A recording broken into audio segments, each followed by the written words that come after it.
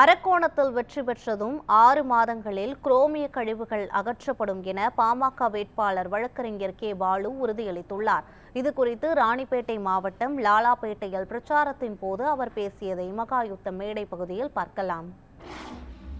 குரோமிய கழிவு என்ன விட்டு நாடாளுமன்ற உறுப்பினரா அந்த துரைமுருகன் அண்ணன் என்ன மட்டும் ஒரு 6 மாசம் செஞ்சு விடல. இந்த குரோமிய கழிவை இந்த ராணிப்பேட்டை இந்த பகுதியில இருந்து 6 மாசத்துல நான் காலி பண்ணி காட்டுறேன்னா கொஞ்சம் என்ன பாருங்க, வக்கீல் பால கொஞ்சம் பாருங்க.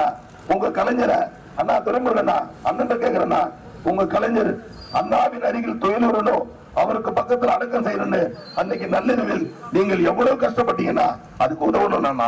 அந்த அண்ணாவினுடைய அருகிலே கலைஞருடைய உடல் மெரினா கடற்கரையில் அடக்கம் செய்யறதுக்கு உதவி செய்தது நானாது ஜெகத்ரட்சணா. நான் அன்னைக்கு அந்த வழக்கை திரும்ப பெறலன்னா இன்னைக்கு கலைஞருடைய கனவு நல்லா இருக்குமா? எனக்கு ஹெல்ப் பண்ணுடா, நீ இந்த நேரத்தில் உதவி செய்யணும்னா எனக்கு தான் செய்யணும்.